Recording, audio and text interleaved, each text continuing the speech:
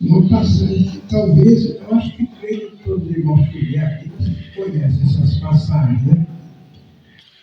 No livro de Apocalipse, eu vou ler do versículo 11 e vou pular, vou passar o capítulo 21, uma parte dele também, para nós meditarmos em cada passagem.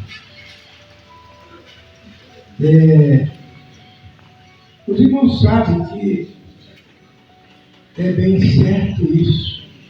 Na face da terra, os homens são tão organizados, né? Que as pessoas que são organizadas eram tudo de qualquer jeito. Mas o nosso Criador, ele é super organizado, né? E ele, então, tudo que o homem faz na face da terra é registrado, né?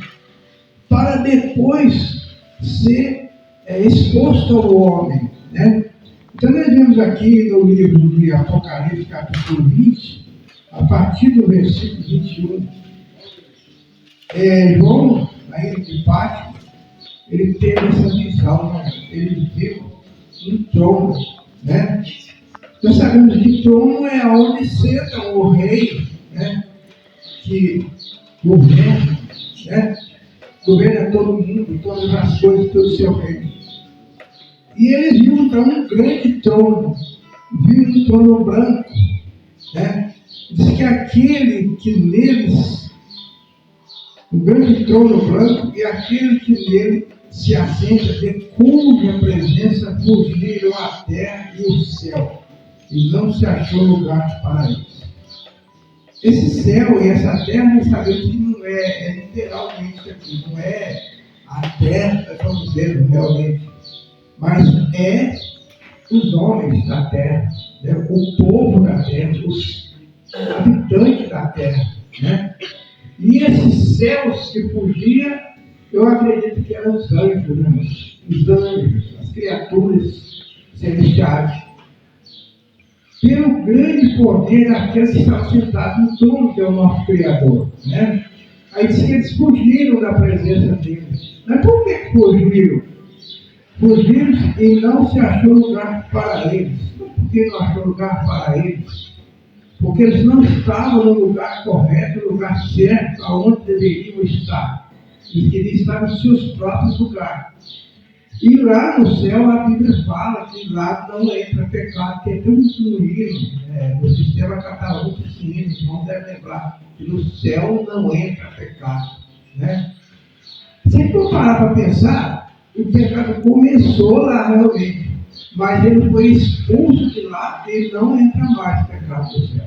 Por isso lá deve ser um lugar muito maravilhoso, né? Então foi escrito: viu um grande trono branco e aquele que nele se assenta, de cuja presença fugiram a terra e o céu, e não se achou lugar para eles. E vi também os mortos, os grandes e os pequenos, postos em pé diante do trono. Então se abriram livros, ainda outros livros, e o livro da vida foi aberto. Interessante, né, moço? Tudo que o homem faz aqui na terra é bom ser registrado. Aí ali no céu nós vemos que o Criador registrou tudo, está tudo registrado. Mas foi irmão, não sei se foi irmão, não sei se foi irmão, começou a comentar sobre isso aqui. No céu tudo é registrado, tudo é gravado, tudo que o homem faz, tem que ter cuidado com as nossas palavras, ter cuidado com o nosso próximo, amar o nosso próximo, respeitar o nosso próximo, porque tudo, detalhe por detalhe, é registrado, né, no céu. E o juiz, né, as autoridades são zelosas nessa parte. Agora imagine o nosso Criador, né, o nosso eterno Criador. E ele, então, registrou tudo. E aqui o apóstolo João diz que viu os mortos. Ué, ele viu os mortos. E os mortos estavam em pé. Interessante. E viu os mortos. Como é que a vista faz? Ele viu, ele também morre os grandes e os pequenos. Os grandes são esses, os pequenos são esses. Esses homens poderosos são os grandes, né? E viu os pequenos. Quem são esses pequenos? A Rússia falou que aquele que tem uma parte que ele fala que aquele que negar qualquer coisa aos pequenos, os pequenos são as pessoas humildes, nós, no caso, né? Aquele que faz a vontade do Criador são pequenos, né? E esse povo estava diante do Criador, em pé diante do Criador, para ouvir, né? O livro da vida, então, foi aberto, porque tudo está nesse livro, né? Está o nome de cada pessoa, o nome nosso está escrito nesse livro, de cada um de nós aqui, e de multidões e multidões, como ele falou com Abraão: olha, você olha para o céu, olha para o mar, e a quantidade de areia, você não consegue contar quantos grãos de areia tem na praia, quantos tem no céu, assim será a sua descendência. E aqui está uma quarta descendência, um pouquinho da descendência de Abraão, mas está aqui, né? E cada nome, cada um tem seu nome escrito lá no livro.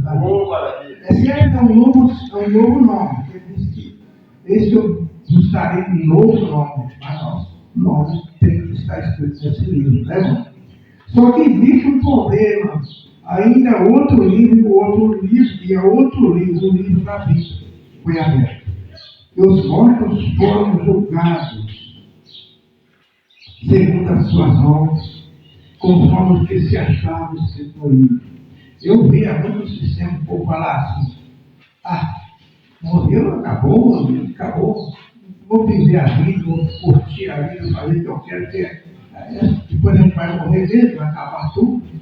Mas se engana, né, irmão? Quem não conhece a palavra do Criador, não conhece a palavra, ele se engana, ele não está vivo. Porque esse corpo que nós temos, ele vai morrer, ele vai deixar de existir, né? Mas a própria palavra fala que nós vamos receber um outro corpo imortal. Aí está o problema. E esse corpo imortal é que vai ter acesso ao dia do juízo, vai ter acesso ao céu, vai ter acesso até no lugar que está escrito lá no lago de fogo, para ser penalizado, né? Serem justiçados, porque infelizmente deixaram a justiça do Criador, né? Foram julgados segundo as suas obras. Isso que é o problema.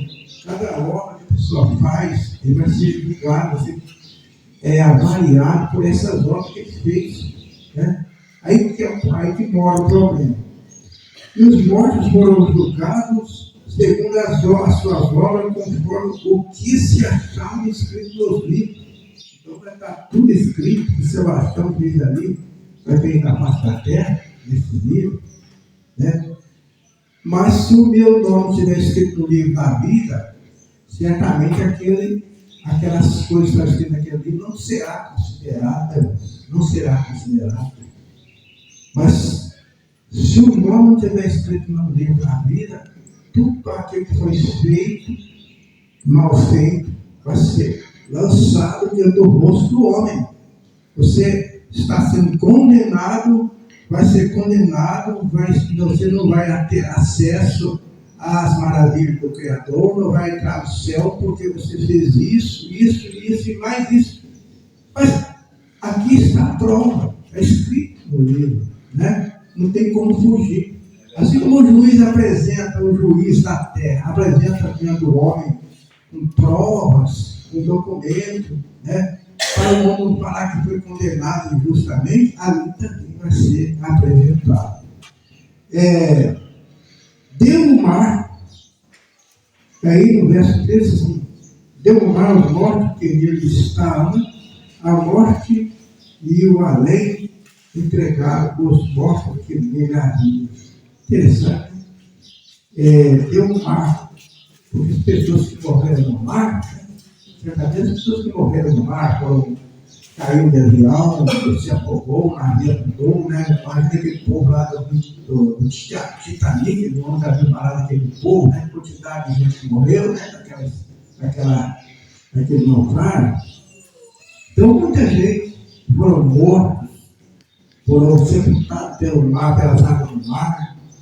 A terra, né? Que foi sepultada por muitas pessoas, né? Igual nós vemos ali os acidentes que houve em Mariana, Matozinho, né? Muita gente foi enterrado vivo.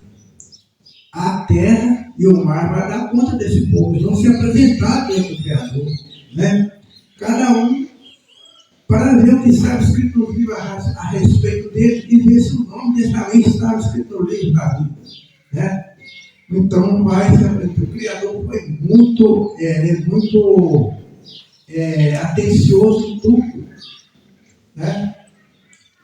E ele não é Deus do morto, não é criador de morto, ele é criador de vivos, né? Então, a morte e o inferno foram lançados, então, foram julgados um por um, segundo as suas obras. Então, a morte e o inferno foram lançados para dentro do lago de fogo. Esta é a segunda morte, o lago de fogo. Isso aqui é terrível, né? O homem se preocupa muito com a morte física, né? Mas essa morte física não precisava nem se preocupar com ela, né? Você nasceu, você vai morrer. Você teve início, você vai ter o fim. Mas essa morte aqui é que é terrível, porque ela não tem fim. Então a morte que existe para sempre, ela não vai ter fim. É a morte do fim. Essa é a segunda morte, o lago de fogo. E se alguém não foi achado escrito no livro da vida, esse foi lançado para dentro do lago de fogo. Coisa terrível, né? Eu acho que ninguém quer passar por essa experiência terrível, né? As pessoas aí fora do mundo, infelizmente, deveriam estar preocupadas com isso. O versículo 21, agora, capítulo 21, né, versículo 1, já tem uma grande promessa que João viu também, né? Vi um novo céu e uma nova terra, pois o primeiro céu e a primeira terra passaram. E o mar já não existe. Que coisa maravilhosa, João viu isso, né? Quer dizer, depois de todas as coisas terríveis, ele viu também um novo céu e uma nova terra, né? Onde não vai existir morte, né?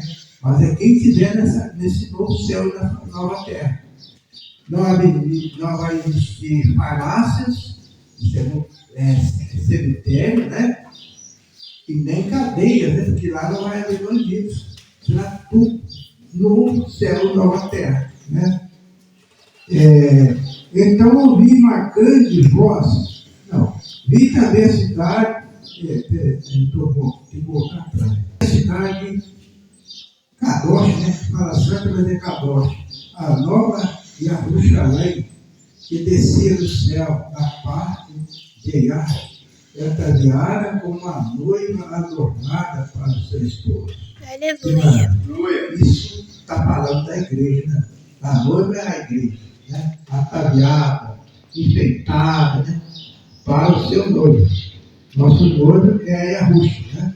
Aleluia. Então ouvi grande voz vindo do trono, dizendo: eis o tabernáculo de Yahweh com os homens, e Yahweh habitará com eles. Aleluia. E eles serão povos de Yahweh, e Yahweh mesmo estará com eles. Isso que é maravilhoso, né? Ali não haverá necessidade de nada, ali não haverá doença, não haverá dor, não haverá choro, não haverá angústia, não haverá sofrimento, não haverá guerra, porque o Criador vai estar com nós. Aleluia, Pai querido. Louvado seja teu nome, Papai. Nós seguimos o Evangelho da maneira certa, correta, né? Porque essa é a promessa de João, viu isso na ilha de Páscoa, né? E transmitiu para nós. Então, ele se enxugará dos olhos toda lágrima e a morte já não existirá. Oh, Não aleluia! haverá luto, nem pranto, nem dor, porque as primeiras coisas passaram. Aleluia, Pai. As primeiras Louvado seja teu nome, papai querido. passaram. Isso é João 22. Né? Aleluia, papai E amado. aquele que está sentado no trono diz: eis que faço nova todas as coisas.